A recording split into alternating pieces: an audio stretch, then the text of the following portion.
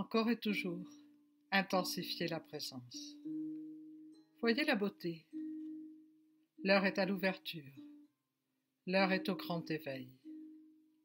Et cette ouverture et ce grand éveil impliquent de retrouver l'art de l'incarnation, bien loin des codes de survie qui régissent l'existence des êtres humains, bien loin même des croyances véhiculées dans les domaines spirituels.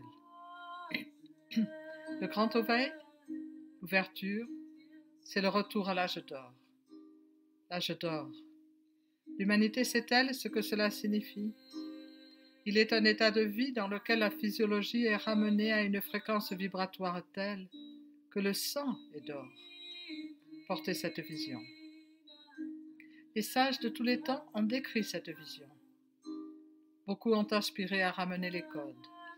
Et beaucoup, dans cette illusion du temps linéaire, savaient que l'heure n'était pas venue. Ils ont ramené une vision, des concepts, et cela était beau. Ils ont fait de leur vie des laboratoires d'expérience, et cela était beau. Maintenant, la physique le dit. Le temps se courbe pour se fondre dans l'infini. L'infini est maintenant.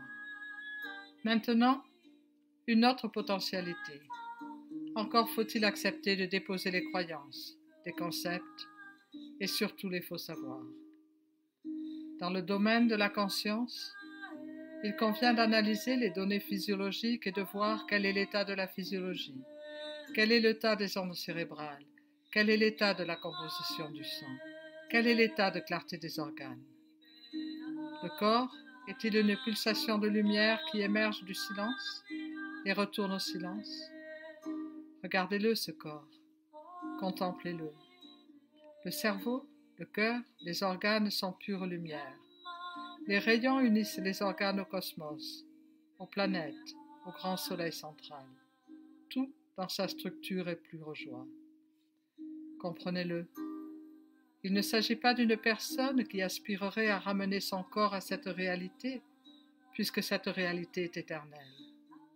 Il s'agit d'accepter l'honnêteté suprême, non mentalement, non égotiquement, non émotionnellement, par ce sentiment le plus fin qui est le soma, l'énergie, sentiment, pureté qui est la vie et qui nourrit le corps lumière. L'heure est venue concrètement à ramener la multidimensionnalité. Concrètement, la douce mère, les grands sages l'ont pressenti. La multidimensionnalité est l'évidence de maintenant. La linéarité accompagne le monde mental tridimensionnel. La terre est maintenant paradis de lumière. La dévotion, le service, l'incarnation, c'est d'accepter cela, de servir cela, non mentalement, non émotionnellement, non égotiquement, mais en unissant le fonctionnement mental, émotionnel, égotique, au sentiment le plus fin qui est le soma, la substance la plus fine que le corps. Alors, puisque l'invitation reste au concret de l'incarnation, quelle est la clé? La clé est révélée depuis l'éternité. Elle est la pleine présence maintenant. La pleine présence inclut en elle tout un programme de vie, tout un style de vie.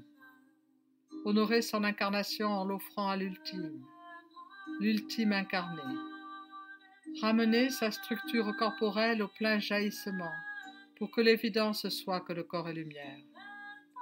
Vous le voyez, ce phénomène que beaucoup nomment ascension et qui est exprimé depuis tant de niveaux et tant de points de vue, ce phénomène, cet état d'être, cet état de vie est l'ultime du grand éveil. On ne peut pas par honnêteté accepter que l'être soit pure lumière, infini, éternel, et que la matière soit périssable. Où serait la logique? Quel aveuglement a permis que cela devienne la norme de la compréhension? Il faut bien que l'être s'expérimente à travers tous les états, comme l'eau peut s'expérimenter sous forme de glace, d'eau courante, d'eau stagnante, de vapeur, de lumière, car tous les éléments ont leur source dans la lumière. L'ultime honnêteté est de tout rendre. et d'accepter les règles ou les lois qui régissent la vie lumière. Cela passe par la pleine présence au corps lumière. Cela passe par honorer le corps lumière en acceptant cette réalité corporelle uniquement. Cela est exaltant, magnifique et exigeant, car l'on ne peut plus alourdir le corps, l'encombrer, le laisser en stagnation, l'alourdir d'émotions puériles. On ne peut plus si l'on dit oui. Il n'est pas honnête de dire oui tout en disant non. Une évidence, n'est-ce pas? Un choix. Oui ou non? Et ce oui ou non lui aussi est illusoire, puisque de toute façon, de toute éternité, seule est la lumière, et le corps est lumière. Seule est la multidimensionnalité.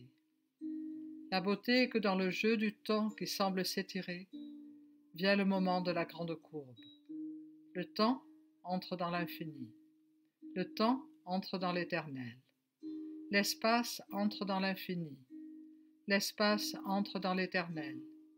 Toutes les aspirations sont tournées vers ce moment du temps. Et puisqu'il reste quelque illusion du temps qui passe, pourquoi ne pas offrir cette illusion à la source?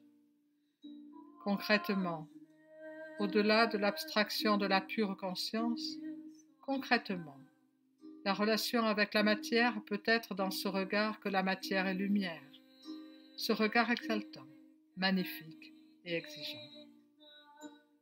Les codes ont été redonnés, les codes de l'incarnation qui vont bien au-delà des standards un peu améliorés de ce qui se veut être le nouveau linge ou de ce qui se veut être la vie spirituelle, bien au-delà des standards normaux un peu améliorés.